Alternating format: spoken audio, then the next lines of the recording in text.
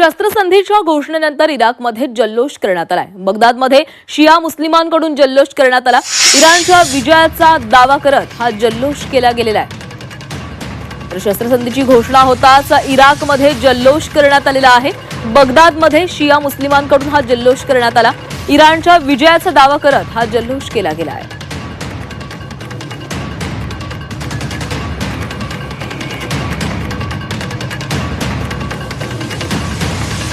America आणि इराणमध्ये शस्त्रसंधी झालेली आहे आणि याचीच घोषणा होताच इराकच्या बगदादमध्ये जल्लोष केला गेला आहे।